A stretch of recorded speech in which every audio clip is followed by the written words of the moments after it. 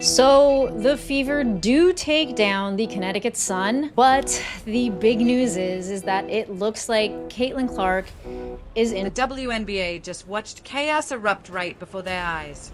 Caitlyn Clark's fiery clash with referee Michael Price lit a fuse that burned all the way to her own family.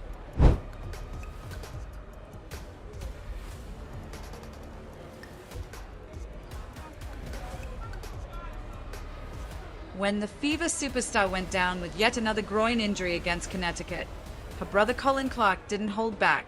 He dropped a statement that shook the basketball world to its core. The gloves? Oh, they're off now. So, what do you think about Clark's brother taking aim at the refs? Sound off in the comments. But let me tell you something. What we just witnessed was the WNBA's golden child pushed to her breaking point. And honestly, it was long overdue. Tuesday night's clash between the Indiana Fever and the Connecticut Sun wasn't just another game. It was a spotlight on how this league keeps failing its biggest star.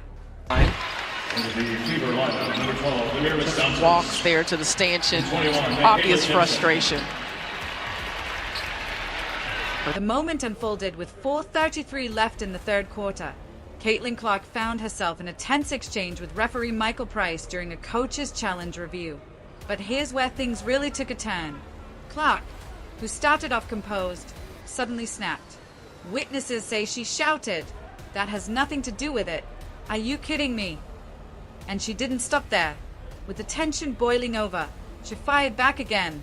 "That's just rude. Grow up. Unbelievable." Caitlyn Clark 0 for 4 from 3, so on the road this season, Caitlyn Clark is a combined 1 for 32 from three-point range. I've been covering basketball for years, and I've never seen Caitlyn Clark this shaken. This is a player who's built her whole identity on poise and professionalism, but even the calmest stars have a breaking point. And it looks like the WNBA refs just found her. Who is played 9 years in Indiana and now on the staff. And that's a live shot now of Caitlyn Clark. He's still upset and wants an explanation from Michael Price. Fever assistant coach Breanna January had to physically pull Clark back to the bench just to keep things from spiraling out of control.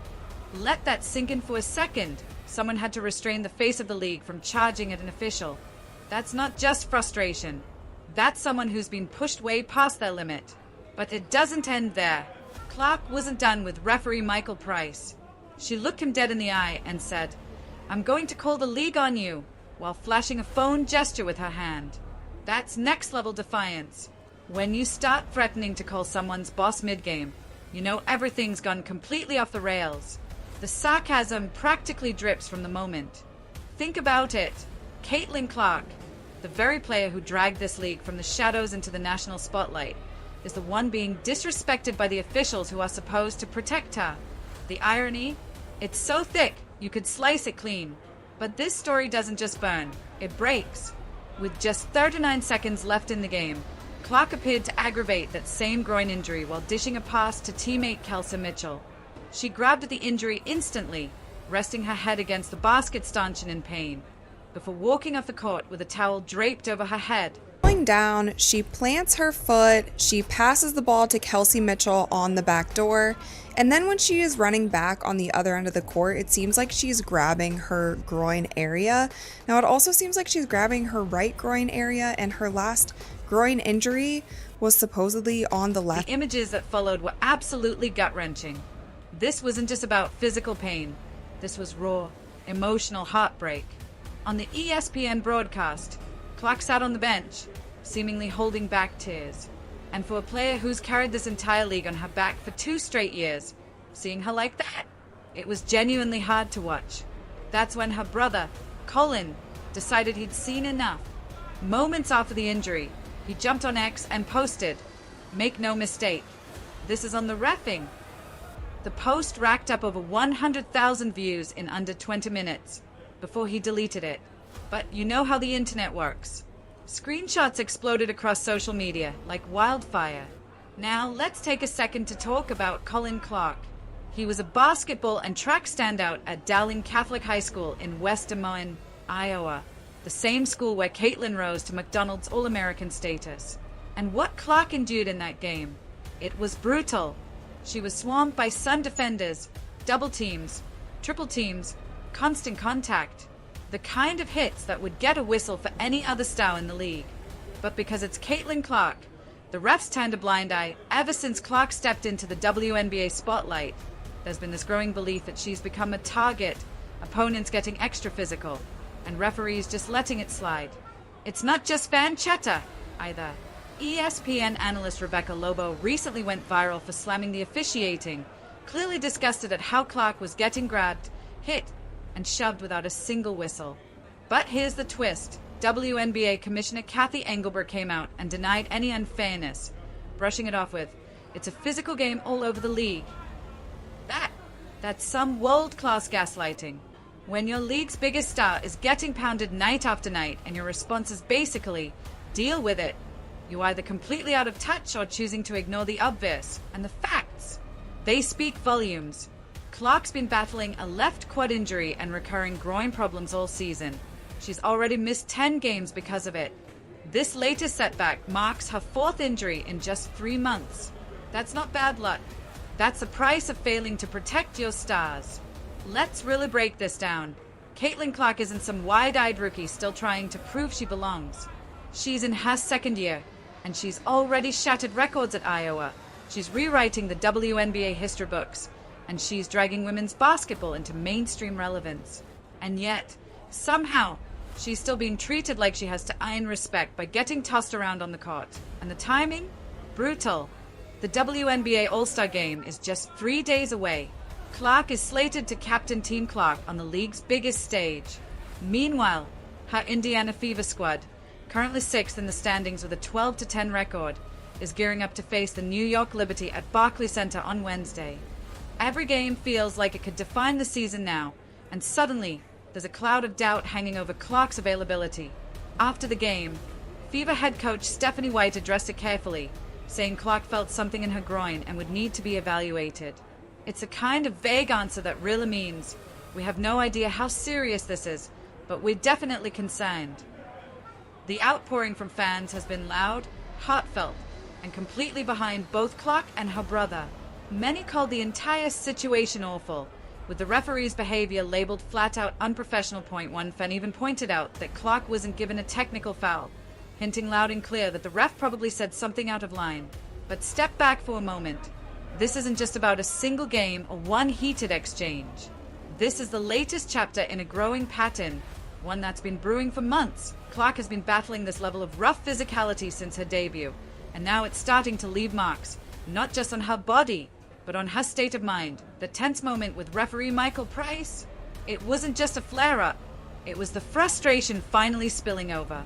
Clark called him rude, told him to grow up, even said she'd take it up with the league.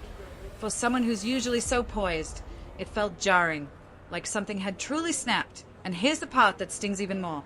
The Fever actually won, 8-5 to 7-7. But no one's talking about the scoreboard. They're talking about Clark limping away. She had 14 points, 8 rebounds, 7 assists, and that critical 4th quarter burst that pushed her team to the finish line. But none of that really matters when your superstar is walking off the floor with tears in her eyes. That moment didn't just sting. It pulled the curtain back on something deeper, something uglier brewing in the WNBA. Sophie Cunningham took a hard elbow to the head from Sun Center Olivia Nelson-Ododa, and the officials? Silent. No whistle. No call. For many watching, it felt deliberate. Payback, maybe, after Cunningham's fight with Sun guard J.C. Sheldon in their last meeting. And now it's not just Clark. They're coming for her teammates, too. This thing is starting to spiral. The Fever and the Sun? There's bad blood there. Their last game on June 17th, it was chaos, 6 technical fouls, 3 ejections, and tension you could feel through the screen. In that game, J.C. Sheldon jabbed a finger into Clark's eye, and veteran Marina Mabry sent her crashing to the floor. See the pattern? It's always the same names, the same teams, and again, no real consequences. Dave Portnoy, who's never been shy about his support for Clark, didn't hold back either. He said the Fever should sit her until the playoffs, said the team is strong enough to get there without her. That's not just concern. That's a harsh truth, because when your biggest advocates are saying your league's brightest star should stop playing, just to stay safe. Something is seriously wrong. The most frustrating part in all of this, it didn't have to be this way. It's completely preventable. Other pro leagues have figured it out. How to protect their stars without hurting the game. The NBA changed rules for guys like Stephen Curry and James Harden.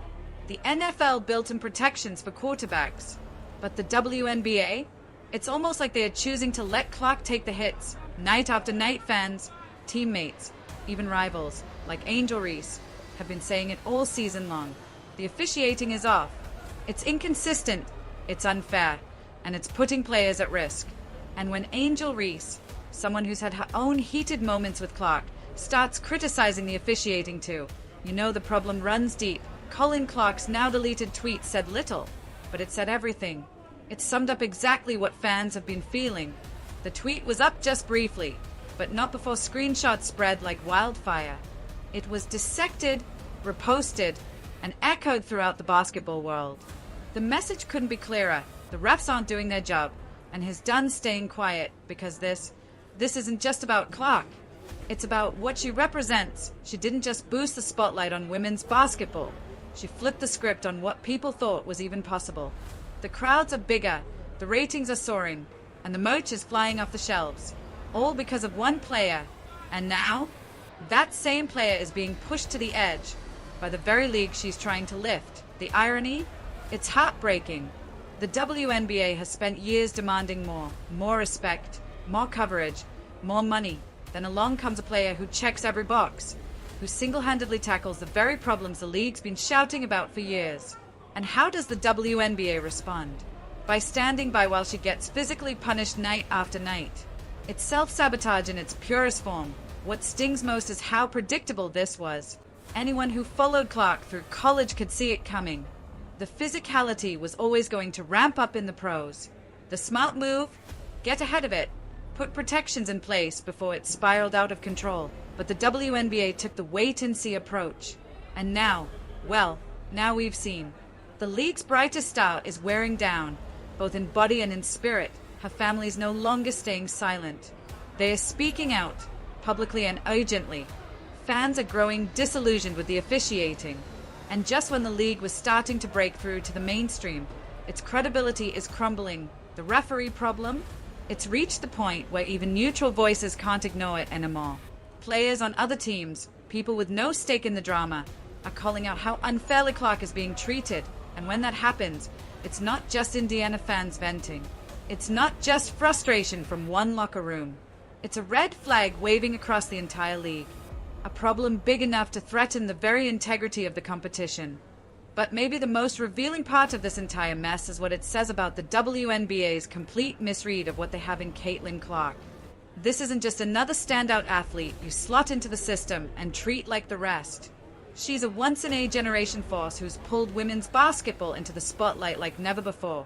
And yet, the way the league has handled her, from a business standpoint, it's been a train wreck. She's their golden goose, literally, and they're standing by while she gets picked apart, targeted, and injured game after game. That it's not just a mistake. It's organizational malpractice at the highest level. That short tweet from Colin Clark, it might have been just a few words, but it hit a knife. Because what he said, it echoed what fans have been shouting for months. The problem isn't just that the officiating is bad, it's that it feels selectively bad. Clark isn't playing under the same rules. Other players don't get hit this hard without a whistle.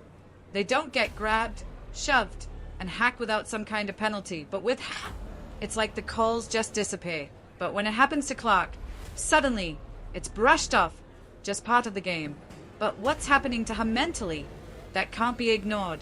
Clark has gone from the most confident player on the floor to someone visibly exhausted, frustrated, drained, worn thin.